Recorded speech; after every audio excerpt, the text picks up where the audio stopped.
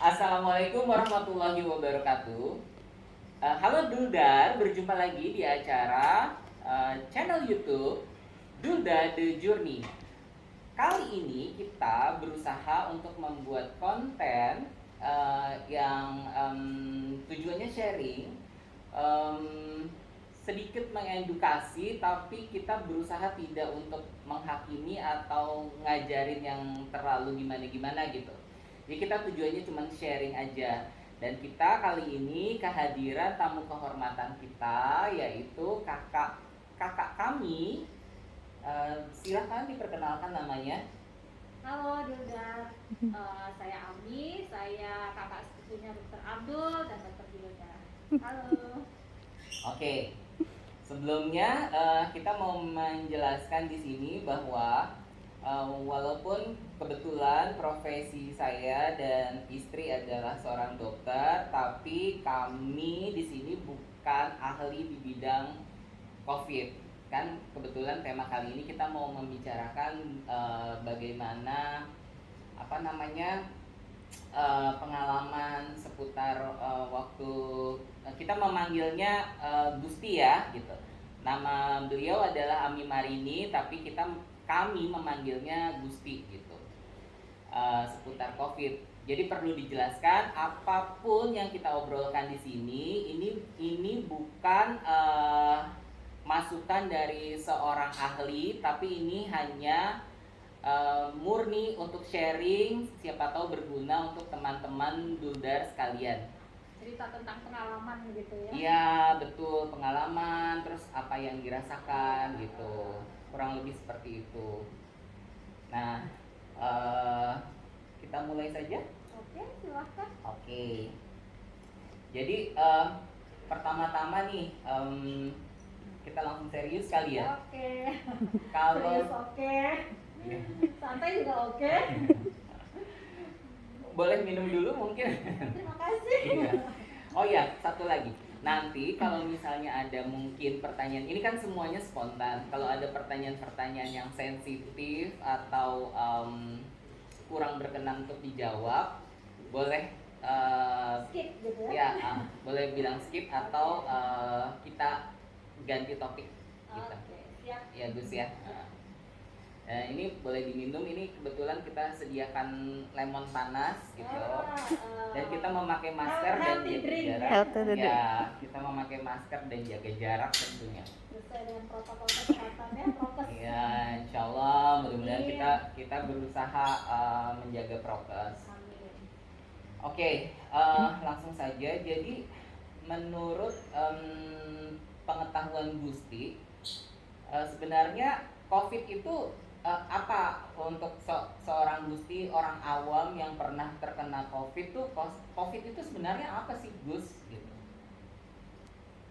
COVID itu ya kalau menurut aku ya, menurut saya yang awam dan yang sudah pernah terkena ya. Jadi ceritanya gini, saya waktu itu terkena sekitar bulan Desember 2019 kemarin, akhir Desember gitu ya. Jadi COVID itu rasanya ya, jadi rasanya itu seperti flu gitu ya, rasanya tuh seperti flu, tapi ya yang dibarengi dengan apa, kalau saya kemarin kan ngerasain gejala sesak ya, gejala sesak gitu. Jadi flu yang ditambah dengan sesak gitu, sesak nafas gitu. Jadi karena saya mengalami sesak nafas, jadi saya merasa COVID itu adalah gejalanya adalah seperti flu tapi yang disertai dengan sesak nafas seperti itu. Oke, itu terjadi tahun kemarin ya? Akhir Desember 2019 kemarin. Oke, di saat yang gelombang COVID lagi tinggi yang pertama kali ya, Gus ya. Iya, betul. Sekarang udah mulai tinggi lagi kan ya, Iya. udah sepertinya masuk ke gelombang kedua ya. Iya, dan katanya sekarang memecahkan rekor malah ya dari yang Dibanding yang kemarin. sebelumnya. Iya. Oke, kita flashback sebelum Gusti terkena COVID. Sebelum Gusti terkena COVID tuh kan pasti udah dengar di TV gitu kan, atau baca-baca info gitu. Uh, menurut Gusti itu COVID itu apa sih COVID-19 itu? Kalau berdasarkan informasi yang kita terima ya sebagai orang awam ya, kita terima dan kita pahami, COVID itu Ini sebelum terkena ya Gus ya? Iya, sebelum terkena. Jadi COVID itu ya penyakit yang awalnya seperti flu burung gitu ya, yang seperti itulah ya, yang dari Cina gitu, dari Wuhan gitu awalnya. Jadi dan itu penyakit yang layaknya flu, mudah menular gitu, mudah menular. Awalnya kan katanya hanya dari sekedar droplet gitu ya. Jadi kalau kita berbicara atau berdekatan dengan orang yang OTG atau orang yang sudah kena COVID, itu penularannya melalui itu. Tapi ternyata setelah ke belakang diketahui bahwa penyebarannya juga bisa melalui udara. Jadi ya kalau menurut apa yang saya pahami ya itu, jadi seperti ya flu burung gitu, awalnya flu burung yang berasal dari Wuhan, Cina, yang kemudian jadi pandemi di seluruh dunia gitu. Seperti flu tapi versi yang lebih ganas gitu. Iya, Oke. Nah, sekarang kita pada saat Gusti terkena COVID tuh pertama kali menyadari, oh iya ya, jangan-jangan saya kena COVID nih. Itu gimana Gus? Apa warning sign, tanda-tanda warning yang jangan-jangan saya terkena nih gitu COVID, itu seperti apa? Kalau saya ya karena gini, saya ini kan awalnya terkena itu karena merawat ayah Papa. gitu ya, papa gitu ya, merawat papa. Pada saat itu saya merawat beliau sekitar 4 hari. Jadi kemudian beliau akhirnya masuk rumah sakit. Nah dari situ saya memang sudah ini ya, sudah jaga-jaga, sudah siap-siap. Karena setelah itu saya memang langsung isolasi mandiri, isoman. Saya memang sudah dan jaga-jaga. Waktu itu tanpa gejala? Waktu itu masih tanpa gejala. Jadi waktu papa masuk rumah sakit, saya masih tidak merasakan apa-apa. Tapi memang saya akui pada saat saya merawat, prokes saya memang tidak terlalu ketat gitu ya. Jadi saya tidak pakai pakaian yang APD proper pada saat merawat, padahal saya merawatnya sangat-sangat dekat gitu, bersentuhan langsung, kemudian ya pokoknya sangat dekat lah gitu ya. Nah jadi memang saya memang udah jaga-jaga gitu. Kemudian karena di rumah ada 3 anak kecil. Jadi di rumah itu kan ada anak-anak saya 3, kemudian ada suami dan ada asisten juga. Jadi mereka semua di lantai bawah, saya udah isoman aja di lantai atas untuk jaga-jaga. Hari pertama setelah saya isolasi mandiri, itu nggak ngerasain apa-apa gitu ya. Saya aktivitas biasa. Saat itu papa sedang di rumah sakit. Sudah masuk rumah sakit gitu. Papa sudah masuk rumah sakit. Jadi hari pertama sudah papa masuk rumah sakit, saya masih belum merasain apa-apa gitu ya. Jadi ya aktivitas seperti biasa lah, beres-beres di lantai atas itu, terus berjemur gitu. Nah kemudian setelah beres-beres itu, ya sorenya saya ngerasa kok kayaknya agak pegel-pegel ya, pegel-pegel yang nggak biasa gitu. Jadi yang kaki mulai kayak linu-linu gitu, jadi rasanya kayak kita mau meriang gitu ya, badan meriang gitu.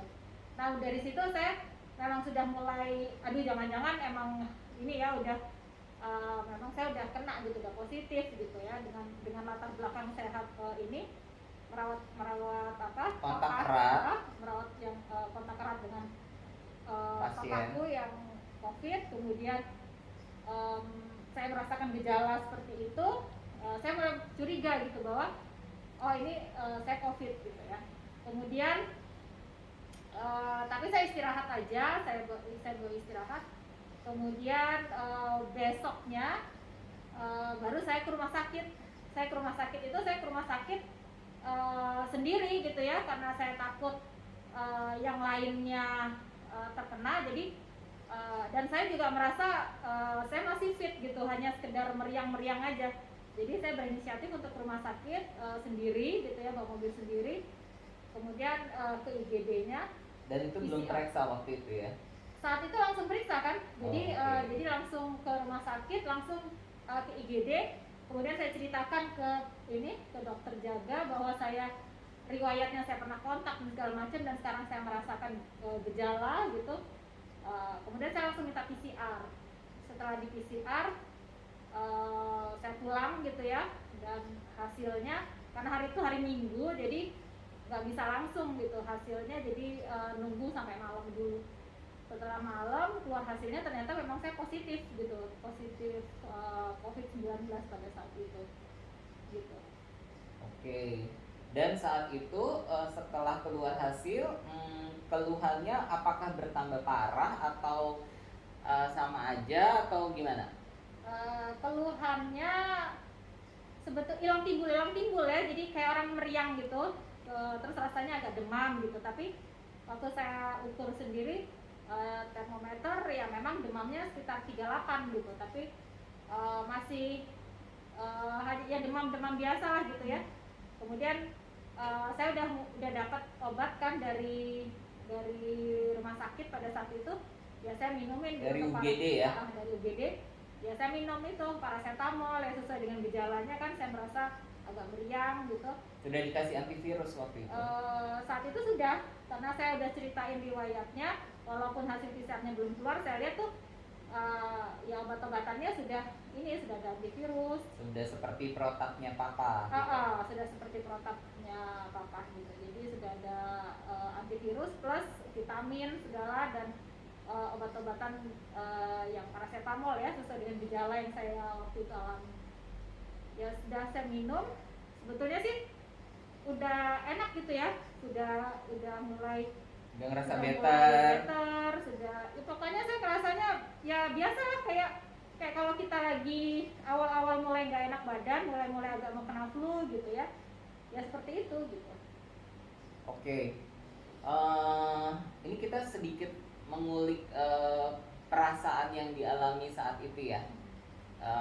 Mohon maaf nih kalau misalnya nanti pertanyaannya sensitif. Ini ya kita skip aja ya. It's okay. Saat Gusti ketahuan COVID gitu, perasaan Gusti itu seperti apa? Boleh diceritakan nggak? Rasanya gimana ya? Apa mungkin Down ya, panik gitu, rasanya yang pertama panik. walaupun sebenarnya pada saat itu sedang merawat papa dan prepare for the worst gitu. Iya betul, sebetulnya saya sudah prepare for the worst ya, tapi tetap aja begitu udah ketahuan bahwa oh ya gitu ya, ternyata saya positif juga. Sedikit ada sedikit rasa panik dan agak ya down itu ya lah ya, tapi memang saya dari awal tuh kalau saya bilang kalau misalnya saya positif, saya akan berusaha, ya kan waktu itu saya juga belum tahu tata cara isoman dengan benar dan baik gitu ya. Jadi dan saya waktu pikir itu masih termasuk baru. iya termasuk baru. Dan di lingkungan terdekat itu belum ada yang kena COVID gitu ya. Jadi masih baca-baca aja dari informasi dari media gitu kan, kemudian dari WA gitu. Nah jadi saya pikir cara terbaik untuk melindungi keluarga, terutama pada saat itu yang saya pikirin gimana cara supaya keluarga saya nggak kena gitu ya, walaupun saya sudah isoman di atas semua. Memang dari awal makanan minuman saya itu saya sudah minta supaya makanan minuman saya itu disediakan di tempat khusus yang sekali buang gitu, jadi tempatnya nggak balik lagi ke bawah gitu. Jadi mereka udah ngasih saya makan, minum segala macam itu dari tempat yang langsung bisa saya buang, dan saya memang udah minta plastik besar untuk membuangin sampah-sampah. Kemudian saya selalu semprot disinfektan sebelum keluarin sampah saya gitu. Pakaian saya juga saya udah cuci sendiri gitu. Jadi saya memang udah menerapkan protokol isoman gitu ya, protokol bahwa sudah antisipasi gitu ya. Tapi saya pikir lebih baik kalau saya ke rumah sakit gitu ya, untuk benar-benar melindungi, yang saya pikirin sih melindungi keluarga, jangan sampai keluarga saya yang lain kena gitu. Ya akhirnya singkat cerita, saya ke rumah sakit waktu ke RSPP itu saya masih sendiri tuh, saya bisa mikir sendiri karena kondisi saya alhamdulillah Semuanya masih semuanya kuat, masih semuanya masih fit, mandiri. gitu. Oke, pada saat itu Gusti Ami yang notabene sudah ketahuan menjadi seorang pasien COVID dan sekaligus seorang ibu, lebih khawatir ke anak-anak ya Gus ya? Iya, lebih khawatir ke anak-anak, suami, keluarga lah ya, orang rumah gitu. Walaupun sebenarnya untuk diri sendiri juga kita khawatir dan ada down juga gitu, tapi mungkin agak ketutup sama kekhawatiran anak-anak gitu Iya, ya Gus? ya, jangan sampai menularkan gitu ke yang lain gitu. Oke, terus susah nggak saat itu Gus? Tahun 2019 akhir ya? 2019 akhir menjelang nyari ruang rawatnya susah nggak? Ya? Udah susah itu karena pada saat itu kan memang mulai puncak COVID yang pada saat itu ya. Jadi memang saya kan mulai cari-cari rumah sakit itu sejak papa ya, sejak merawat Tawa, karena waktu itu mau masukin papa ke rumah sakit. Dari situ saya udah tahu bahwa nyari rumah sakit pada saat itu sangat susah. Gitu. Sangat susah. Tapi kebetulan suami kan kerja di BUMN, di sebut merek ya. Jadi di Pertamina kan, jadi suami menghubungi dokter kantor di Pertamina dan kemudian dokter kantor menghubungi RSPP, dan itu jadi saya terbantulah dengan dokter Eni, makasih. Jadi beliau yang membantu saya untuk mendapatkan kamar di RSPP pada saat itu. Jadi dan untungnya saat itu belum sebesar saat ini ya Gus ya. Karena saat ini dokter sendiri pun yang terkena itu banyak yang kami dapati info-info itu susah. Bahkan dokter yang bekerja di rumah sakit setempat pun itu stuck di UGD, tidak dapat ruangan. Jadi udah nggak ada tuh istilah-istilah privilege orang dalam tuh udah nggak ada. Karena mau dipaksakan kayak apa juga udah susah untuk saat ini ya Gus ya. Pada saat itu juga sebetulnya gitu ya. Jadi saya juga di IGD RSPP sendiri tadinya kan tadinya tuh dokternya pikir saya kondisinya karena saya merasa bahwa tidak terlalu bergejala yang gimana. Jadi dokternya sendiri merasa bahwa mungkin saya sebetulnya hanya perlu isoman, atau kalaupun di rumah sakit bukan yang di modular gitu, jadi mungkin di Geraha gitu ya, di RSPP Geraha gitu.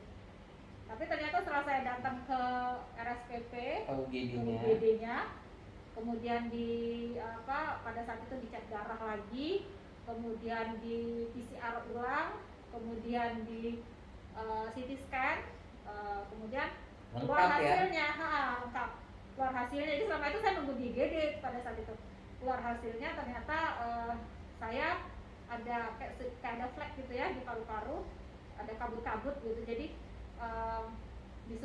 suruh masuk ke RSPP modular gitu kan. Tapi itu ngantri, jadi saya belum bisa langsung masuk gitu. Jadi masih stuck di UGD ya Gus ya. RSPP dulu. Oke.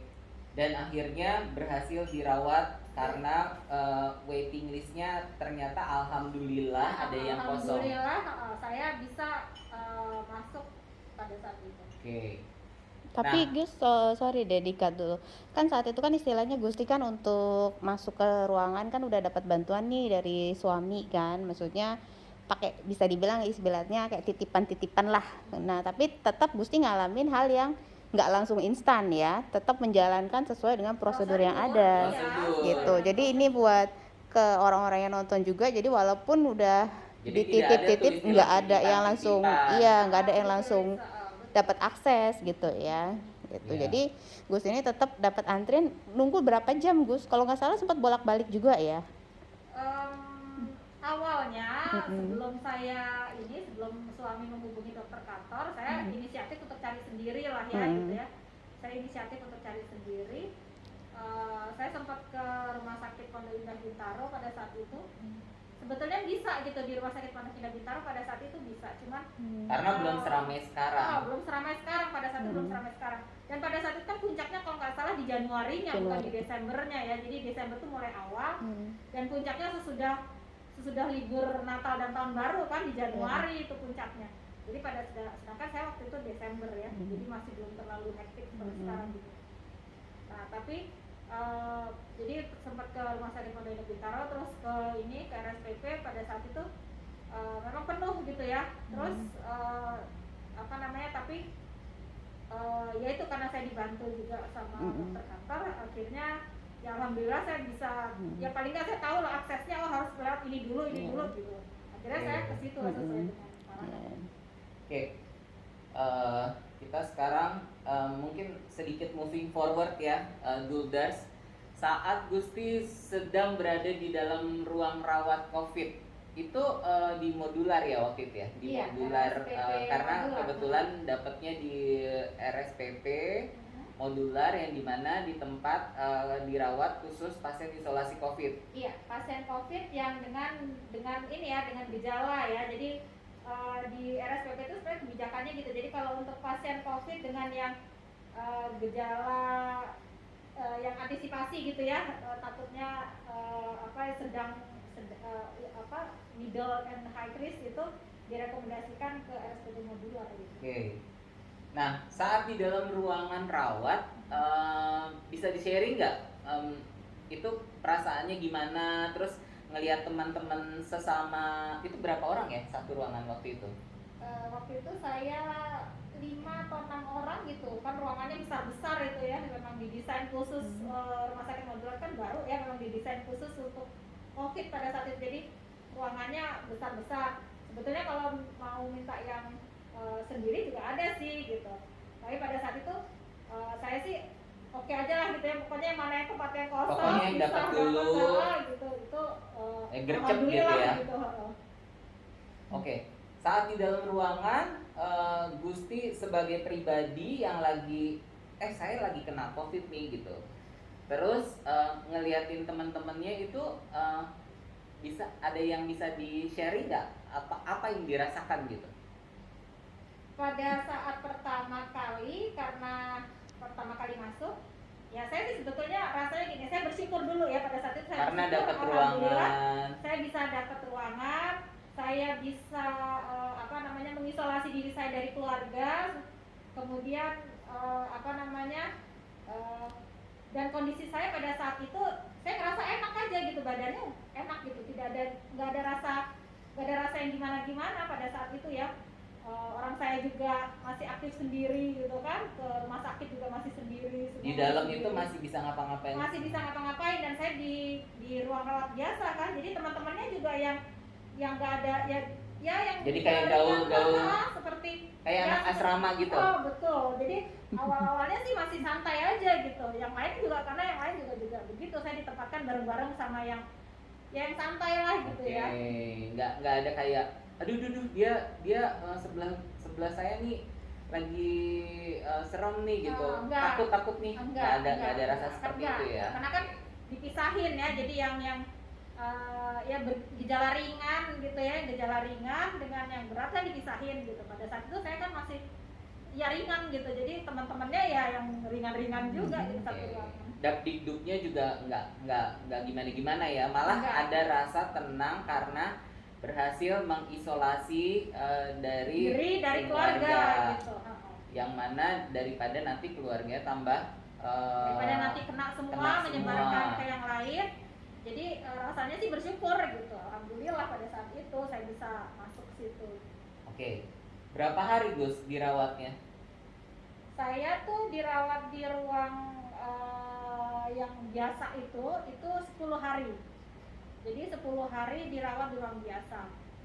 Tapi pada saat itu ada bosan nggak? Perjalanan dari hari pertama sampai hari 10? Bukan bosan, tapi kayak agak mendebarkan ya sesudahnya ya. 2 hari atau 3 hari pertama masih biasa aja gitu. Jadi kita cuma oke, bismillah, kita lewatin satu demi satu gitu, dengan harapan bahwa akan membaik, tidak ada apa-apa, secepatnya bisa sembuh gitu kan, dan sharing-sharing lah dengan teman-teman yang lain, ngobrol-ngobrol, sharing-sharing gitu ya. Bahkan saya waktu itu masih bisa ikutan kuliah online segala macam di rumah di dalam situ gitu. Cuman sesudah hari ketujuh dan setelahnya itu saya mulai ngerasa sesek gitu ya, saya mulai berat gitu. Jadi saya mulai intens WA-an dengan dokter yang ini, dokter internis yang pegang saya di situ gitu. Saya kasih tahu kondisi saya seperti apa gitu. Karena beliau kan ya tidak setiap saat bisa ini ya, bisa datang. Jadi saya WA, saya punya nomor WA beliau, saya minta nomor WA beliau dan saya WA gitu. Dok, kok saya rasanya gini-gini? Dok, kok saya rasanya gini-gini gitu. Terus saya update ke beliau gitu, ke dokter internis. Dan itu karena memang apa yang Gusti rasakan saat itu ya? Iya. Bukan karena secara teori kan hari ke-7 hari ke-8 tuh sudah peaknya dari si infeksius COVID, bukan karena tahu sebelumnya bahwa peaknya COVID itu hari ke-7 hari ke-8. Bukan, hanya menceritakan emang rasanya nggak enak nih, tambah nggak enak iya, gitu. rasanya tambah nggak enak, tambah kok rasanya berat, kok masalah lebih batuknya itu malah, padahal saya udah minum obat kan pada saat itu, udah minum obat, udah pakai infus terus, sudah cairan apa namanya diinfus vitamin apa segala macam gitu kan. Tapi kok jatuhnya pada hari ke-7 ke-8 itu kok malah rasanya tuh kayak lebih berat gitu, lebih engap gitu ya, mau untuk bernafas gitu. Jadi ya aku laporan gitu ke dokter, terus batuk-batuk kan, sampai kok batuknya malah tambah berat gitu. Jadi ya udah. Dan saat itu akhirnya diperiksakan, terus Gusti masuk ICU. Terus waktu pas jadi puncaknya karena saya ngerasa batuknya tambah berat, kemudian kok saya sesek gitu, saya minta untuk kemudian saya lapor ya ke dokter internisnya. Perawat-perawat datang langsung ngecek kan kadar oksigen dalam darah, kemudian saturasi segala macam. Saya waktu itu kan memang sudah konsultasi ya sama Abdul sama Hilda juga kan, bahwa kalau COVID itu sebaiknya posisinya yang paling bagus apron gitu ya, posisi sujud gitu. Jadi saya selalu itu, jadi saya terapin gitu yang sesering mungkin posisinya sujud gitu.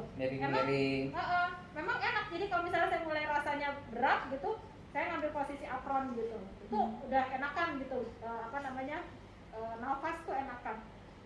Terus abis itu ya pada saat itu singkat cerita yang perawat-perawat pada datang kan ngecek saturasi, ngecek semua gitu ya, terus cek darah gitu, diambil darah dari pembuluh darah besar, dicek. Ternyata pada saat itu kadar oksigen saya 70 gitu ya, 70, tapi semua organ vital masih oke katanya. Jadi saya segera dibawa ke HCU. Sebelumnya di ini dulu, di CT scan lagi. Jadi setelah 7 hari ya, sebelumnya kan saya udah CT scan awal, terus CT scan lagi, ternyata terjadi perburukan gitu hasilnya. Jadi makanya langsung saya masuk HCU pada saat itu. Oke. Begitu tahu nih, wah saya udah di dalam HCU ya, bukan ICU. Bukan. Itu nggak pernah masuk ICU ya? Alhamdulillah. Mudah-mudahan nggak pernah. Oke. Sebenarnya guys, HCU dengan ICU itu kurang lebih mirip-mirip ya. HCU itu kan high care unit, kalau ICU itu intensive care unit. Nah, biasanya kalau pasien-pasien di ICU itu adalah pasien yang dapat alat Ventilator. untuk ventilator untuk nafas seperti itu. Kalau HCU tuh dia monitoringnya lebih kuat aja, lebih intensif gitu dibandingkan di ruangan biasa, kurang lebih seperti itu kan ya. Itu berapa hari, Gus? Di HCU 14 hari karena saya harus masuk obat. Jadi 7 hari di ruangan biasa, 10 di ruangan biasa, 10 hari di ruangan biasa tambah 14 hari di ruangan HCU saat itu. Iya. Oke. Kita langsung ngomong di hari menjelang hari ke-14-nya di HCU ya. Boleh nggak Gusti sharing yang dirasakan Gusti, entah itu sebagai badannya, entah itu psikologisnya, entah itu sebagai ibu, entah itu pokoknya apa yang dirasakan gitu. Pada saat di HCU itu kalau mental itu rasanya udah down banget ya, Karena pokoknya awalnya mikir nanti kan pelan-pelan kita bakal kuat lagi nih gitu. Kok saya malah masuk HCU lama iya, lagi. iya betul. Jadi kalau badan alhamdulillah pada saat itu saya nggak ngerasa yang terlalu gejala yang gimana ya, jadi kayak pusing alhamdulillah enggak, sakit-sakit badan alhamdulillah enggak. Gangguan penciuman ada nggak? Enggak, saya penciuman saya sampai saya sembuh dinyatakan negatif segala itu masih normal banget, penciuman normal banget, nafsu makan normal banget, malah saya laparan bawaan. Jadi kayak itu turunan ya. ya sebenarnya gitu ya. Yeah. Jadi malah saya tuh laparan gitu, alhamdulillah, terima kasih ya Allah. Jadi saya tuh nggak ada masalah dengan makanan. Kemudian penciuman juga alhamdulillah normal. Cuman sesek memang yang saya rasain pada saat itu tuh sesek, dan karena saya tuh termasuk ya, Abdul juga tahu ya, saya tuh kan termasuk yang curiosity-nya tinggi gitu ya. Jadi saya tuh banyak searching. Selama saya sakit tuh saya searching gitu ya.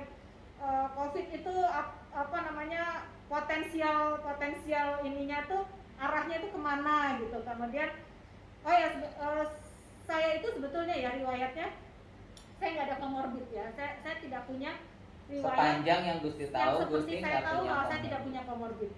Tapi sebulan sebelum saya kena COVID, saya sama papa berdua itu kena batuk lama dan tumben-tumbenan gitu loh. Saya tuh biasanya kalau namanya batuk cuma sebentar, batuk paling cuma 3 hari, minumin air panas campur madu, air hangat ya, madu kasih lemon atau jahe gitu, alhamdulillah udah reda sendiri.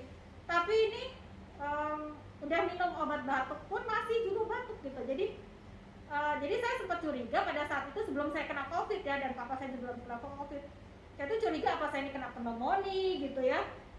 Tapi saya masih belum berani untuk periksa ke dokter pada saat itu karena takut COVID gitu ya kan, karena pada saat itu kan memang rawan ya ke rumah sakit, apalagi kalau periksa tentang batuk gitu ya. Jadi dan memang takut ketularan. Dan memang kan digadang-gadang waktu pas pertama kali COVID menjadi pandemi di Indonesia, kalau tidak emergensi sekali sebaiknya di rumah saja gitu kan. Iya, jangan ke rumah sakit gitu kan. Nah, jadi kecuali kalau memang emergensi.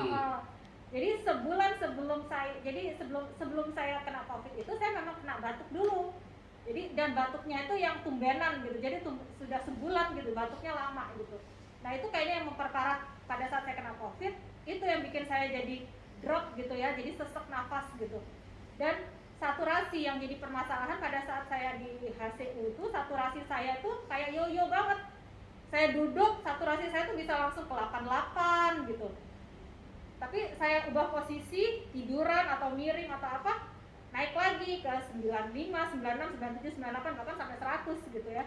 Jadi di situ saya perhatiin terus kan 24 jam kan dikasih itu. Jadi saya di situ saya perhatiin terus posisi mana yang saturasi saya paling bagus. Saya ambil posisi itu gitu. Jadi saya sampai pada saat di HCU itu drop sih, tapi saya tetap gimana caranya supaya saya membantu diri saya sendiri untuk survive gitu ya. Jadi saya nggak mau dipakai kateter pada saat itu, karena kalau saya pakai kateter kan memang harus bed rest. Jadi susah gerak. Kan harus bed rest ya. Jadi semua di tempat tidur, nggak boleh turun. Jadi pada saat itu saya nggak mau dikasih kateter, karena kalau saya pakai kateter saya nggak bisa posisi apron, nggak susah untuk gerak-gerak gitu. Jadi saya milih pakai pampers gitu. Jadi saya di HCU tuh mungkin saya pasien paling lincah kali ya. Jadi saya ini tengkurap, saya miring kiri, miring kanan, kemudian sujud. Saya sujud posisi apron itu gitu, pagi sore gitu, sambil baca zikir pagi, zikir sore gitu. Jadi pada saat itu saya sambil posisi sujud gitu. Ya itu usaha saya sendiri untuk membantu tim dokter. Inilah ya, membantu diri kita dan membantu tim dokter dan diri kita sendiri gitu pada saat itu. ada nggak yang mungkin Gusti pengen share kepada Duldars, eh, kalau pas udah kena terus dirawat itu sebaiknya kita sebagai orang awam tuh kayak gimana gitu. Minimal ikhtiar kita gitu, uh, secara psikologis maupun di luar non psikologis. Kalau kalau tips saya sekarang ya, saat ini ya, Ya. yang karena sudah alumni gitu ya, karena Dan jadi, semoga terus-terusan menjadi amin amin ya Allah, semoga semuanya sehat. karena banyak teman-teman kita yang mengalami reinfeksi, mudah-mudahan kita semuanya dalam kondisi sehat. Amin, ya Gus amin, ya. amin. Jadi Karena itu benar-benar rasanya kayak roller coaster ya. benar-benar kayak roller coaster. Dan di situ kita tuh ngerasa bahwa manusia itu benar-benar nggak ada apa-apanya gitu ya. Jadi saya tahu bahwa tim dokter sudah berusaha semaksimal mungkin pada saat itu untuk membantu saya. Dokter, perawat, Semua petugas tim kebersihan. tim nakes ya semuanya. Jadi mereka makasih ya kalau ini untuk tim nakes di RSPP semuanya. Jadi mereka sangat-sangat baik, itu sangat membantu gitu ya, dan memberikan yang alhamdulillah menurut saya sudah terbaik lah gitu ya. Pada saat itu saya sampai dapat plasma, ini saya 3 kali transfusi Oh iya, plasma. Gusti sempat dapat terapi plasma ya? Iya, tiga kali gitu. Waktu itu alasan sampai Gusti mendapat terapi plasma apa? Ya karena saya termasuk Tambah buruk kondisinya. Ya mungkin dianggap perburukan ya. Jadi karena ngeliat hasil pada saat di dalam HCO itu, memang sebelum masuk HCO kan saya di CT scan. Kemudian di dalam situ sesudahnya kan di ronsen lagi, berapa hari kemudian di ronsen gitu kan. Mungkin menurut tim dokter saya termasuk yang beresiko gitu. Jadi Dan alhamdulillah rezeki Allah, berkah Tuhan, Gusti dapat plasma itu. iya, terima kasih untuk yang orang-orang baik yang sudah memberikan plasma Iya. kepada saya. Jadi Karena untuk saya saat dapat ini tiga sangat susah loh guys. Susah. Jadi saya dapat transfusi pada saat itu plasma tiga kali gitu ya. Itu alhamdulillah. Juga untuk adik-adik sepupu itu yang bantu nyariin plasma, suami, teman-teman kantor gitu ya, bantu donor plasma gitu, makasih. Oke, ada nggak satu cara yang mungkin Gusti menemukan cara itu dari yang cocok sama Gusti gitu? Sebaiknya melakukan ini gitu supaya nggak ngedon banget. Pasti ngedon ya, maksudnya nggak pasti ya, semua orang kan beda-beda gitu. Tapi saat itu Gusti aja yang menurut pengetahuan saya, Gusti ini adalah salah satu kakak saya yang kuat fisik maupun mental gitu. Itu masih bisa ngerasa ngedon guys gitu. Nah, ada nggak tips yang Gusti pakai gitu? Ikhlas lah ya, serah diri kepada Allah. Itu tadi yang saya bilang, yang tadi saya bilang ya, bahwa kita di situ ngerasa bahwa kita tuh nggak ada apa-apanya gitu ya. Jadi do the best And kita lakukan, God will do the rest. iya, do the best and God will do the rest ya. Jadi kita lakukan yang terbaik yang kita bisa. Kita cari pertolongan segera, kita cari informasi sebanyak-banyaknya. Mungkin informasi sebanyak-banyaknya ini mungkin bisa jadi good atau bad gitu ya. Karena good kita jadi tahu apa yang harus kita lakukan. Bad, tingkat kewarian kita jadi tambah tinggi. Semakin kita tahu apa resikonya segala macam kan, jadi tingkat kekhawatiran kita jadi tambah tinggi gitu ya.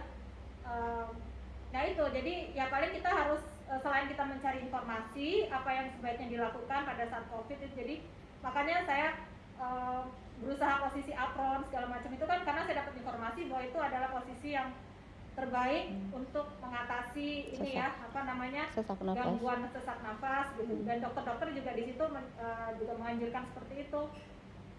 Nah, tapi mungkin teman-teman sekalian, Gusti saat dirawat itu kan mencari informasi. Mungkin nggak semua teman-teman itu bisa melakukan hal yang sama ya Gus ya. Kan ini kita lagi ngomongin bagaimana caranya Gusti mengatasi kondisi baik itu down secara fisik maupun mental gitu. Nah, informasi seperti apa Gus yang dicari tahu? Informasi yang bikin semakin takutkah? Kayak misalnya nanti tambah parah seperti apa, terus apa namanya COVID itu bisa sejelek apa, atau informasi yang Gusti cari itu adalah informasi yang membantu penyembuhan gitu. Ya, pada saat itu yang terbaik adalah informasi bagaimana cara membantu penyembuhan ya. Jadi Dan tidak perlu cari-cari nggak perlu nyari yang lain-lain gitu. yang buruk-buruk gitu, karena kalau ada kabar buruk, nah pada saat itu juga gitu ya kan, pada saat itu juga banyak tuh kabar-kabar buruk beredar gitu ya. Saya skip. Jadi begitu saya lihat ada berita yang buruk atau ada informasi yang membuat saya kira-kira bakal khawatir, saya skip. Jadi saya fokus. Jadi kita harus pintar-pintar menyortir berita yang masuk ke kita fokus gitu. Misalnya apa yang pengen kita cari? Oh, saya rasanya seperti ini. Oke, saya pengen tahu informasi ini. Kita bisa tanya sama dokter, tapi kan dokter juga nggak setiap biasa. saat. Ya, dan dokter kan nggak setiap saat datang ke tempat kita kan. Jadi supaya kita bisa dapat informasi secara cepat, ya browsing gitu. Misalnya, ini saya dapat obat nih, saya dapat obat ini gitu ya. Saya pengen tahu obat apa sih yang dikasih sama dokter ke saya gitu, dan apa ininya gitu. Saya cari-cari informasi, oh ini obat ini oh gitu ya. Oh, berarti dari situ juga kan saya tahu bahwa oh dokter worry terhadap misalnya, oh saya dapat obat ginjal padahal saya nggak ngerasa ada ginjal saya bermasalah gitu. Oh mungkin dokter worry dengan ginjal saya gitu. Dokter worry dengan hati hepar saya gitu. Jadi saya dikasih obat seperti ini gitu. Oke, dari situ saya tahu oh, bismillah ini saya sudah dapat yang terbaik gitu ya. Saya sudah dapat pengobatan terbaik gitu ya. Kemudian tips untuk meningkatkan saturasi gitu ya. Tips meningkatkan saturasi itu saya cari tuh, tips meningkatkan saturasi. Muncul lah ya di situ kan tips meningkatkan saturasi apa gitu. Dan sama ini memperhatikan itu juga, memperhatikan posisi pada saat begini, miring kiri saturasi tinggi, miring kanan kok saturasi agak rendah misalnya gitu. Jadi saya cari itu posisi. Jadi tipsnya adalah ikhlasin semuanya ke Allah, minta pertolongan sama Allah, dan kitanya sendiri melakukan yang terbaik yang bisa kita lakukan gitu ya, baik secara medis maupun ya secara non medis. Jadi secara misalnya rohani. Ya, secara rohani. Banyak baca baca surah sesuai agama dan kepercayaan masing-masing. Betul, sesuai dengan itu. Jadi perbanyak, karena pada saat itu katanya suruh nonton yang lucu-lucu, suruh nonton yang supaya happy gitu. Supaya happy. Gimana caranya mau happy orang lagi khawatir? Iya, nggak bisa. Saya suka nonton drakor, tapi tiap saya nonton drakor saya bawaannya pusing. Saya nonton film-film Netflix, heart rate saya kok kayak jadi tinggi gitu ya, karena saya ikut deg-degan gitu. Jadi akhirnya ikut terbawa emosi gitu. Jadi akhirnya saya nggak nonton apa-apa. Saya bener-bener cuman komunikasi dengan keluarga, berusaha komunikasi dengan kemudian Tuhan. Saya ya tuh berbanyak doa, baca Quran gitu ya. Karena saya waktu itu sulit tidur, itu yang jadi masalah saya paling utama, sulit tidur. Apalagi di HCU ya, di HCU itu kan ya lingkungannya segala macam itu kan memang yang memerlukan perawatan yang tinggi ya. Jadi ada saat mengalami sulit tidur, apa yang Gusti lakukan? Apakah jadi mumet, senewen, kesel, atau gimana? Awalnya saya gelisah, awalnya saya down, mikir yang enggak. Terus akhirnya saya mikir gini, kalau saya begini nggak ada gunanya juga gitu ya untuk saya gitu, memperbaiki keadaan tidak, malah bikin saya jadi tambah turun gitu. Ya udah, akhirnya saya putusin untuk baca surah gitu, baca Quran di HP gitu kan. Saya baca Quran aja di HP gitu. Jadi kalau saya nggak bisa tidur, saya baca Quran. Saya pada saat itu ya baca Yasin ya, sebanyak-banyaknya saya ulang aja gitu. Saya baca terus. Nanti lama-lama ya ketiduran juga gitu, terus walaupun sebentar gitu terus bangun lagi. Ya, ini salah satu tips yang bisa teman-teman mungkin kalau ada yang nonton Duldars bisa pakai ya, atau dengan teknik-teknik yang lain juga bisa gitu. Nah, lalu ini mohon maaf sekali, ini pertanyaannya sensitif. Saat Gusti sedang dirawat, Gusti kan masih pegang handphone, terus dapat berita papa meninggal. Di bisa di-sharing nggak ke teman-teman atau kita skip aja ini? Nggak apa-apa sih, sharing juga nggak apa-apa. Oke. Maksudnya mungkin ngambil dari mental, Iya. dari Ya, sisi mental. cara Gusti pertama kali yang dirasakan apa, terus cara untuk menenangkan dirinya seperti apa gitu. Karena jujur aja kita sebenarnya kita sebagai pihak keluarga waktu itu kita galau gitu. Ini kita kasih tahu nggak ya gitu kan, kita pengennya Gustinya jangan sampai ngedown gitu. Jadi ceritanya gini, seperti diketahui tadi kan saya kena COVID karena saya merawat papa kan, dan papa udah masuk rumah sakit duluan. Dan ternyata qadarullah pada saat saya di HCU, saya mendapat berita bahwa papa saya meninggal. Jadi Padahal yang kita tahu papa tuh fit banget ya Fit untuk banget. orang seumuran beliau iya, gitu. beliau itu usianya pada saat itu 71 mau masuk 72 tahun. Beliau itu mantan prajurit ya, jadi pensiunan TNI.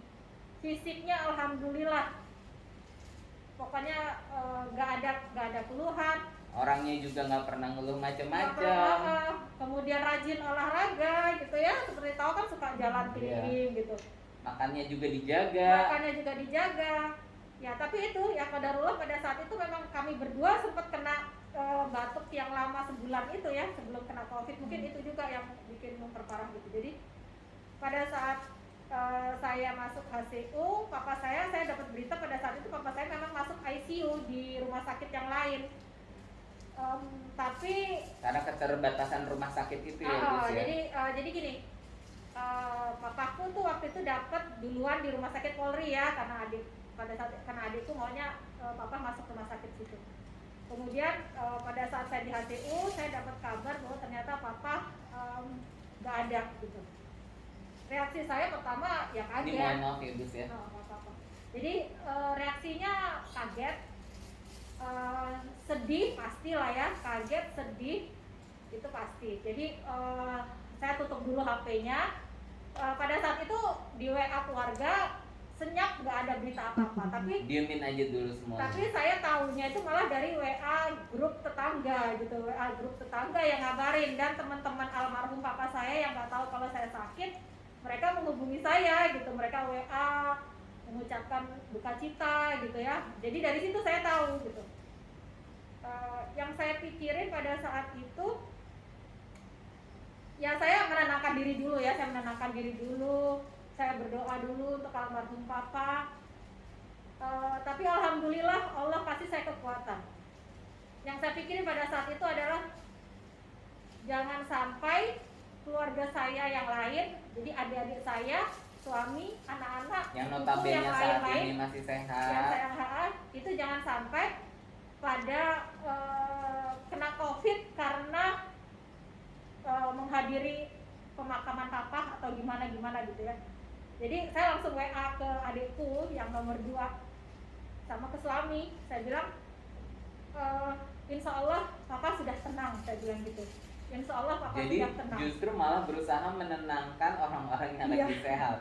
Iya, saya bilang insya Allah papa sudah tenang, saya bilang. Inilah Jadi- hebatnya seorang Gusti ya guys. Jadi saya bilang insya Allah papa sudah tenang. Tolong jaga prokes pada saat pemakaman papa gitu. Tolong jaga prokes pada saat pemakaman papa. Jaga semua anggota keluarga kita, jangan sampai ada yang kena gitu ya. Jadi saya itu. Jadi memang kita berusaha supaya papa bisa dimakamkan di sebelah mama pada saat itu. Mama saya kan setahun sebelumnya meninggal. Dan saat itu memang PCR dari papa juga sudah negatif. Sudah negatif. Pada saat itu papa itu meninggal kondisinya 2 hari sebelum meninggal, PCR-nya sudah negatif. Jadi sepertinya kena efek dari long COVID-nya itu Ya, ya. sepertinya gitu. Jadi efek lokal ya seperti itulah ya, mungkin dari kedokteran lebih tahu. Jadi pada saat itu adikku mengusahakan supaya papa bisa dimakamkan di pemakaman biasa ya, bukan di pemakaman khusus COVID, karena pada saat itu kondisi papa sudah negatif COVID gitu. Ya, jadi sekali lagi ini bukan privilege, tapi memang almarhum saat itu sudah negatif. Dan kenapa waktu itu masih dirawat? Karena sepertinya kena gejala ikutan dari pasca COVID gitu. Jadi pada saat itu saturasinya masih drop dan masih pakai pakai oksigen tinggi gitu ya. Jadi masih harus di ICU. Jadi pada saat itu kondisinya papa mau dipindahin ke ICU yang non COVID. Pada saat beliau meninggal itu beliau sudah siap-siap untuk dipindahin ke ICU yang non COVID gitu ya. Nah di situ kemudian saya ya alhamdulillah tadi saya bilang bahwa Allah menguatkan saya. Hari-hari saya merasa down atau gimana tuh malah yang saya rasakan pada saat itu gini, saya harus sembuh gitu ya. Jadi saya seperti mendapatkan kekuatan lebih gitu ya pada ya walaupun sebelumnya saya tetap semangat berusaha untuk sembuh ya, tapi di situ saya rasa saya harus sembuh karena kalau saya nggak ada juga gitu, kasihan anak-anakku gitu ya, karena mereka deket banget sama kakeknya. Jadi takutnya nanti ya mereka ini ya bertubi-tubi gitu kan, kehilangan yang bertubi-tubi, kasihan sama anak-anak, kasihan sama adik-adik gitu ya. Jadi Terus kalau jadi mau saya skip boleh harus loh, nggak apa-apa diterusin. nggak apa-apa. Nggak apa-apa. Jadi Oke. saya Karena merasa ini buat sharing it's sama okay. teman-teman. Jadi saya merasa bahwa I have to fight gitu ya, dan saya rasa juga papa pasti menginginkan saya juga untuk survive gitu. Jadi di situ saya berusaha untuk Jadi ada saya, ekstra perjuangan gitu. ekstra perjuangan dan ekstra doa gitu ya, ekstra doa. Jadi walaupun kadang-kadang saya sempat ngerasa down yang pasrah gitu, ya Allah ya sudahlah gitu, kalau memang misalnya Sudah sudah waktunya keambil ya mudah-mudahan husnul khotimah gitu. Saya suka cerita gitu ya, mudah-mudahan husnul khotimah dan yang ditinggalkan diberikan kekuatan dan diberikan yang lebih baik gitu dari Jadi saya. sempat ada gitu. momen-momen seperti Ada itu. sempat momen-momen down banget gitu tuh, ada seperti itu, jadi sampai pasrah gitu. Tapi pada saat kita sudah pasrah gitu malah kayaknya kok muncul lagi ekstra kekuatan itu. Jadi kayak memang roller coaster tuh bukan hanya di kondisi fisik tapi di kondisi mental Psikis. juga, psikis juga. Kadang-kadang semangat tinggi gitu, kadang-kadang down banget sampai ya udahlah gitu, pasrah gitu kan. Ya gitu. Tapi ya itu yang memang harus dilewati ya, memang itu yang harus dilewati. Tapi saat mental down itu mempengaruhi kondisi kesehatan secara real nggak Gus saat itu? Sepertinya enggak. Misalnya tensinya jadi Tensi naik, naik gitu. gitu. Enggak. Atau saturasinya jadi jelek gitu. Enggak.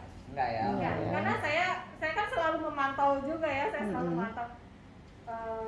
Tapi kadang-kadang kalau saya capek mantau gitu, kadang-kadang saya nggak lihat-lihat gitu, tapi Pasrah aja pasrah gitu. aja gitu ya.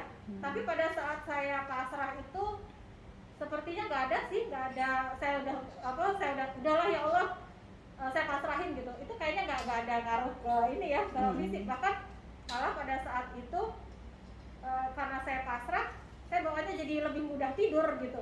Sudahlah ya Allah, terserah ini kehendakmu yang terjadilah gitu ya. Malah jadi mudah tidur gitu. Tadinya saya yang susah tidur, jadi mudah tidur gitu. Akhirnya dan pada saat saya tidur, menurut dokter-dokter dan perawat di situ kan mereka selalu memantau ini ya, monitor saya ya. Pada saat saya tidur, itu semua data-data saya itu bagus. Jadi saturasinya sampai 100, denyut nadinya normal banget gitu, 110/70. Tekanan darahnya Jadi bagus kurang lebih banget. penyembuhan COVID ini adalah benar bahwa penyembuhan COVID bukan hanya penyembuhan secara fisik, tapi psikologisnya juga harus dibenerin nih gitu. Jadi Karena kan saat tidur kan pasti psikologis kita lebih bagus tenang ya. kan, iya. Jadi pada saat saya tidur itu semuanya Bagus. fine gitu, bagus banget. Jadi kan mereka selalu ngasih tunjukkan, oh ini bu, ibu ini hasilnya bagus banget gitu kan. Oh ya, saya bilang iya ini segini-gini. Oh ya, jadi pada saat saya tidur itu malah bagus banget gitu. Oke. Nah, pada saat dirawat kan pasti ada dong yang bilang jangan sedih ya, tetap semangat. Itu kalimat seperti itu gimana menurut Gusti? Atau Bisa. misalnya selalu bahagia. Please, kalau di saya harus nggak ngaruh. bahagia ya gitu. Enggak, itu malah kalau itu di saya nggak kalau di saya ya pribadi nggak ngaruh. Walaupun kita tahu itu sebenarnya orang itu maksudnya baik gitu ya. Betul, memberi semangat. Kita sendiri juga kan, kita kayak saya juga kalau teman saya sakit, apa yang harus saya ucapkan ya, paling ya itu kan, berusaha yang apa, pokoknya semoga cepat sembuh, tetap semangat gitu ya. Tapi untuk si sakit sendiri pada saat itu ya saya rasakan nggak ini ya, nggak, malahan kayak jadi ya apa ya, kayak harus semangat gitu. Malah jadi ya, kayak iya, orang kan? yang dikasihanin gitu. Enggak, bukan begitu sih. Enggak Kalau juga. enggak juga, cuma Emang kita nggak semangat jatuhnya gitu ya? iya gitu. Jadi kesel. Emang kitanya nggak semangat, kan tetap semangat gitu. Enggak sih, kesel juga enggak, cuma ya biasa aja lah gitu. Enggak terlalu yang gimana gitu. Cuma Triknya Gusti alhamdulillah gitu ya, berhasil kita menyemangati diri sendiri. Ya tadi itu kembali ke Allah, terus berusaha ikhlas. Ya. Tapi ikhlas itu harus munculnya dari diri sendiri ya, Bu. Iya, jadi sepertinya gini. Mau orang ngomong kayak apa juga susah ya. Betul. Ikhlas itu muncul kalau kita sudah berusaha. Rasanya gitu ya. Kalau kita sudah berusaha yang terbaik yang bisa kita kerjakan, baik secara medis maupun non medis gitu ya. Secara medis yang seperti pengobatan itu, usaha-usaha kita sendiri, apa namanya, Pendekatan rohani. kemudian nah itu tadi pendekatan rohani yang paling penting ya. Jadi baca Quran, terus baca doa, terus apa aja, jadi terserah, nggak usah apa harus ayat ini ayat itu, enggak, pokoknya yang kita rasanya kita Bikin tenang. pengen baca aja gitu. Pada saat itu saya lagi pengen baca Yasin gitu, ya udah kita baca Yasin, saya ulang terus Yasin. Terus ada doa di surah terakhir Al-Baqarah itu artinya bagus, ya saya ulang jadi wiritan gitu. Di situ muncullah ya keikhlasan, ya semangat, ya harapan gitu. Di situ muncul. Oke, Guldars. Jadi kami tidak bermaksud apapun di sini, cuma karena kebetulan Gusti Ami adalah seorang Muslim, jadi ya kita ngomongnya berhubungan dengan agama Islam gitu. Cuma agama dan kepercayaan masing-masing yang bisa menenangkan hati itu layak untuk dipakai ya Gus ya. Jadi ini juga ada cerita juga nih ya, begitu saya dianggap sudah membaik, jadi hasil ronsen pada saat itu, ronsen terakhir, jadi saya waktu itu sempat di ronsen, di hasil itu saya di ronsen 2 kali kalau nggak salah, di ronsen 2 kali, CT scan sekali sebelum masuk, di CT scan dulu, terus pas masuk, berapa hari kemudian di ronsen, terus berapa hari kemudian di ronsen lagi. Nah ronsen kedua atau ketiga lah lupa ya waktu itu, ada udah banyak ya. Sudah banyak, ada perbaikan gitu, jadi tulisannya perbaikan. Nah pada saat udah keluar muncul kata perbaikan gitu, dokter-dokter sudah mempersiapkan saya untuk keluar dari HCU gitu ya. Walaupun saya sendiri belum pede, harus lepas oksigen itu saya masih belum pede, karena saya ngerasa kalau tiap saya lepas oksigen saturasi saya turun gitu, itu saya belum pede. Maka saya bilang, emang saya udah bisa keluar HCU gitu, Ibu kondisinya udah membaik Bu gitu, dan ini masih nanti ada antrian pasien yang masuk. Oh iya benar, ada antrian pasien yang masuk. Oke, kalau gitu saya harus siap-siap. Nah di situ saya mulai belajar untuk mandiri ya, saya mulai belajar untuk turun ke kamar mandi sendiri, apa segala macam itu saya persiapkan. Nah pada saat saya akhirnya keluar dari HCU masuk ke ruang rawat biasa, itu kembali kan dengan orang-orang yang beberapa orang dengan yang gejala yang ringan gitu ya. Itu ada pasien-pasien dengan agama lain gitu. Saya dengar mereka muter khotbah, muter lagu-lagu pujian gitu. Dan itu memang menenangkan gitu. Jadi menenangkan mereka ya. Jadi ya memang tiap orang punya caranya masing-masing. Iya, maksudnya saya mau kembali ke Tuhan gitu. Itu yang terbaik gitu. Oke. Sepertinya sharing kita kali ini sudah cukup. Ada pesan untuk mungkin yang nonton atau yang nge-share dari channel kita nggak, untuk orang yang masih nggak percaya COVID atau sebenarnya percaya COVID tapi nggak taat prokes sebagai orang awam? sebagai orang awam Kan masih ada kan orang kayak iya, gitu kan. sebagai orang awam yang sudah pernah kena COVID dengan gejala berat Dan sudah mengalami keluarga juga dan pernah terkena dan mengalami kehilangan akibat COVID. kehilangan berat kan. Iya, jadi gini deh, kalau untuk yang masih yang belum percaya bahwa COVID itu ada, terserah gitu ya. Saya nggak bisa ngejudge apapun karena informasi sudah banyak. Nggak, Dan ini tapi- sudah mendunia. Nah, sudah mendunia. Tapi entah informasi mana yang dia baca dan entah informasi mana yang dia percaya, itu terserah dengan masing-masing. Cuman please paling enggak inilah apa namanya, Berusaha jaga prokesnya. berusaha jaga prokes untuk tidak tidak menulari orang lain lah gitu ya. Untuk Jadi, diri sendiri dan untuk keluarganya minimal lah gitu. Iya gitu. Jadi terserah, kalau mau kita juga nggak bisa juga memaksakan bahwa harus percaya begini. Karena sudah banyak loh informasi dan kejadian itu udah banyak, kayak kita tinggal di sini denger ambulan nguing-nguing tiap saat kan. Iya.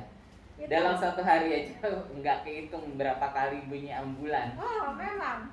Karena rumah kita kan dekat dengan jalan raya Iya. ya, jadi dan perlintasan rumah sakit sepertinya ini ya. Betul. Dan untuk Bisa tambahan normal. juga, Gusti juga selain pas keluar maksudnya udah mendapatkan hasil PCR negatif, masih mendapatkan gejala long COVID juga ya, Gus. Jadi saya itu benar-benar saya itu Desember akhir negatif. Desember akhir positif COVID. Hampir sebulan di rumah sakit, keluar dari rumah sakit itu masih positif. Tapi karena sudah Gejalanya sudah membaik, kemudian berdasarkan protokol kesehatan dan aturan-aturannya, bahwa karena sudah mendapatkan pengobatan dan sudah tidak dianggap menularkan. tidak menularkan lagi, saya boleh isoman di rumah. Atau resiko infeksiusnya sangat rendah gitu Iya, ya. resiko infeksi sangat rendah, jadi saya diperbolehkan untuk isoman di rumah, melanjutkan pengobatan itu sampai negatif. Jadi begitu saya sampai di rumah, saya isoman lagi tuh di atas, dan itu tuh saat yang paling berat, karena lebih berat daripada yang sebelumnya. Karena saya sebelumnya masuk rumah sakit kan bisa sendiri. Orang kan biasanya masuk rumah sakit dalam kondisi sakit, pulang kondisi seger ya. Kalau saya pada saat itu datang kondisinya gagah, pulangnya masih lemas, jauh ngedrop banget. Belum lagi dengar suara anak-anak Terus yang udah kangen sama ibunya. Dan itu saya masih harus pakai selang oksigen. Jadi di rumah itu memang udah disiapin oksigen juga pada saat itu. Karena saturasi saya itu masih naik turun gitu ya. Jadi saya masih pakai, selama di rumah pun saya masih pakai selang oksigen. Tapi alhamdulillah saya sudah bisa menghirup udara segar, saya sudah bisa berjemur gitu. Lebih banyak bersyukur ya. Lebih banyak bersyukur. Pokoknya benar-benar deh, dari situ pengalaman bahwa memang kita manusia tuh Nggak ada nggak ada apa-apanya. apa-apanya. Kalau Allah bilang selesai gitu. Jadi tapi kalau Allah bilang sembuh, ya sembuh gitu. Jadi udahlah gitu, kita jalani aja apa yang bisa kita jalani. Yang terbaik yang kita bisa kasih itu aja gitu. Dan Jadi, tetap jaga prokesnya. tetap itu usaha maksimal yang bisa kita kerjakan. Kalau untuk qadar mencegah. Allah masih kena, ya sudah gitu. Paling tidak kita sudah berusaha ya Gus ya. Betul. Jadi saya tuh benar-benar lepas dari selang oksigen itu bulan Maret. Jadi Januari negatif, akhirnya ya setelah seminggu di rumah, cek lagi dengan dokter yang datang ke rumah, dicek, alhamdulillah sudah negatif. Tapi pada saat itu saya sempat masuk lagi ke rumah sakit yang lain karena heart rate-nya tinggi. Heart rate tinggi, Ya, kemudian mungkin itu bagian dari gejala Long COVID COVID. ya. jadi gejala COVID. Kemudian alhamdulillah Sempat ke psikolog juga ya Gus. ke psikiater ya, karena saya masih nggak bisa tidur. Jadi udah di rumah pun, udah negatif pun masih nggak bisa tidur, masih susah tidur gitu. Jadi sampai saya ke psikiater, dapat obat segala macam. Kemudian saya fisioterapi. Jadi banyak lah lanjutan dari sesudah saya keluar dari rumah sakit itu. Saya masih fisioterapi seminggu 3 kali pada saat itu. Kemudian masih ke dokter psikiater untuk dapat obat supaya saya bisa tidur gitu ya. Kemudian kontrol ke dokter jantung, dokter ahli paru untuk mengetahui sampai Perbaikannya. sampai mana gitu ya pengaruhnya ke badan saya gitu. ya itu. Oke. Alhamdulillah Dan Gusti sampai juga Maret sudah baru. melakukan vaksin. Ya, baru bulan minggu ini saya dapat panggilan untuk giliran vaksin gitu. Oke. Ada sebagai orang awam ada pesan-pesan nggak tentang ini, kita tidak di endorse oleh pemerintah atau apa ya, dari Gusti sendiri lah, ada pesan-pesan untuk orang awam nggak tentang vaksin COVID-19? Kalau orang awam ya, kayak yang saya tahu ya gini ya, bahwa kita lihat Inggris yang pada suka nonton Piala Eropa, lihat deh gimana penonton Piala Eropa itu sudah banyak dan nggak pakai masker. Di Inggris tenis Wimbledon sudah banyak yang nonton dan tidak pakai masker. Di Amerika udah konser. Di Cina, di mana-mana itu sudah bisa seperti itu. Padahal mereka dulu, ingat kan, kita lihat gimana Amerika segitu hebohnya kena COVID, gimana Italia segitu hebohnya kena COVID, Inggris juga segitu hebohnya kena COVID. Itu mereka sekarang sudah bisa melakukan aktivitas seperti pada saat belum COVID terjadi. Dan itu terjadi karena apa? Karena mereka vaksin. Karena vaksinasi mereka mencapai target gitu. Jadi herd immunity mereka terbentuk gitu ya. Jadi kalau memang kita pengen bisa seperti itu, vaksin lah gitu. Oke. Jadi Kalau memang pengen seperti itu, dan juga kalau memang dinyatakan oleh orang-orang yang ahli bahwa kondisi badannya memungkinkan untuk atau layak untuk vaksin, iya. sebaiknya ya udah vaksin aja gitu ya, Gus ya. Jadi untuk mengejar herd immunity kita ya. Karena kan ada beberapa orang yang memang kondisinya dia mau tapi dia belum layak kondisinya untuk divaksin. Itu Nah, beda kalau cerita. itu kan beda gitu. cerita. Beda cerita. Tapi kalau memang kita sudah dapat panggilan untuk vaksin Dan kita kemudian layak untuk vaksin. kita dianggap layak untuk vaksin. Jadi pada saat mau vaksin kan kita ditanya-tanya. Saya juga kemarin waktu mau vaksin saya kan masih deg-degan ya. Ada kuesionernya ya, Gus ya? Kuesioner tertulis sih enggak, tapi ditanya-tanya sama dokternya gitu pada saat kita mau vaksin gitu, ditanya-tanya kan. Kalau aku ada kuesionernya, tapi Oke. yang mereksa si vaksinatornya itu, dia yang nyontreng-nyontreng gitu. Oh gitu. Kalau di tempat tuh kemarin langsung ditanya-tanya aja gitu. Ditanya. Kemudian ya udah aku ceritain aja tentang gimana segala macamnya gitu ya. Terus tetap kata dokternya ya vaksin gitu, ibu layak vaksin katanya. Ya udah akhirnya saya vaksin. Oke.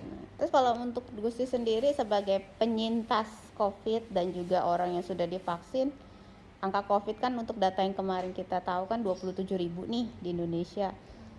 Masih takut nggak sih sama COVID Untuk saat ini untuk gimana, saat ini? Gus? Dan prokesnya gimana yang Masih. diterapin? Masih. Saya masih nggak pede. Jadi dengan daya jadi gini. Jadi Karena- bukan konspirasi ya kalau menurut Gusti sebagai orang awam ya. COVID ini bukan konspirasi. Maksudnya real ada kan? Real ada. dan Ngalamin real- sendiri. Iya, betul. Mm-mm. Jadi COVID itu memang seperti flu biasa, tapi dia lebih menyerang ke Lebih jahat. pernafasan, lebih ini ya, ke pernafasan gitu ya. Itu lebih serius lah gitu. Dan itu memang real. Dan saya dengan kondisi seperti sekarang ini, saya sangat berusaha menjaga prokes ya. Jadi pakai masker double gitu kemana-mana. Sanitizer atau cuci tangan dengan sabun. Betul.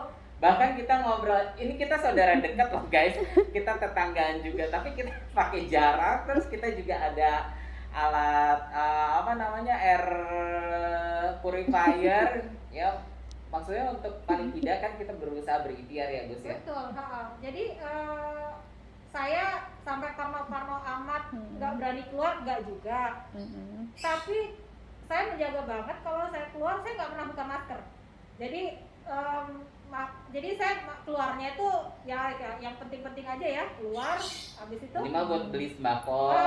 untuk ke pasar, butuh beli belanjaan segala macam, terus apa yang harus dikerjakan yang memang harus dikerjakan, harus keluar ya keluar gitu. Tapi dengan prokes, kemudian nggak buka masker sama Jangan sekali. abai. Nggak buka Jadi masker walaupun sama udah jadi sekali. penyintas, udah vaksin, tetap nggak jadi kayak ngerasa udah punya imunitas nih, nggak Jangan gitu ya. double enggak ya, tetap Enggak. harus jaga Tetap ya. harus jaga, apalagi kan saya juga vaksin kan baru pertama nih, Mm-mm. baru-baru yang pertama kan. Jadi ya itu ya, jadi masih Parno. masih belum pede banget gitu kan. Ya jadi pokoknya yang jelas gini, kalau kita sayang sama keluarga kita harus melindungi diri kita, minimal kita tidak menjadi pembawa gitu ya. Betul. Taruhlah misalnya kita karena kita udah pernah kena, kemudian kita udah vaksin, imunitas kita tinggi, tapi belum tentu Belum tentu dengan keluarga kita sama. yang lain-lain kan yang nggak vaksin gitu ya, atau yang gimana kan kita nggak tahu kondisinya. Jadi minimal kita tidak membawa Mm-mm. penyakit ke orang-orang tercinta kita gitu. Itu sih. Betul. Oke, ada tambahan pertanyaan? Nggak ada sih. Nggak ada.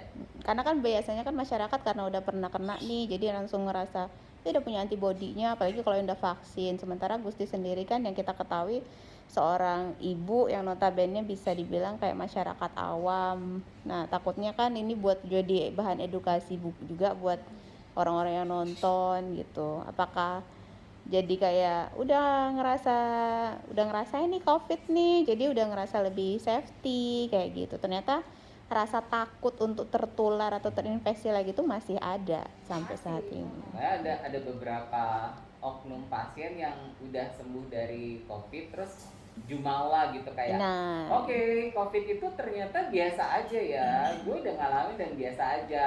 Mungkin dia kenanya yang biasa-biasa. Oke. iya. Jadi tetap jaga prokesnya ya guys. Oke. Sip deh. Kayaknya sekian dulu. Terima kasih banyak Gusti. Mohon maaf kalau ada pertanyaan-pertanyaan yang sensitif. Mudah-mudahan Mau disensor nggak nanti? nggak apa-apa, Nggak usah ya? ceritakan Semuanya saja ya? mana yang perlu diceritakan, karena Oke. mudah-mudahan ada yang bisa diambil Dan bisa hikmahnya. membantu orang lain. Jadi Kalau- ladang pahala buat kita juga. amin, amin. Kalau ada yang salah mohon dimaafkan. Kalau ada yang dianggap bisa membantu, ya silahkan, alhamdulillah gitu. Oke. Oke. Terima kasih banyak yang sudah mengikuti channel Durga The Journey. Wassalamualaikum warahmatullahi wabarakatuh. Thank you ya Gus, vlog dari Sama-sama. jauh.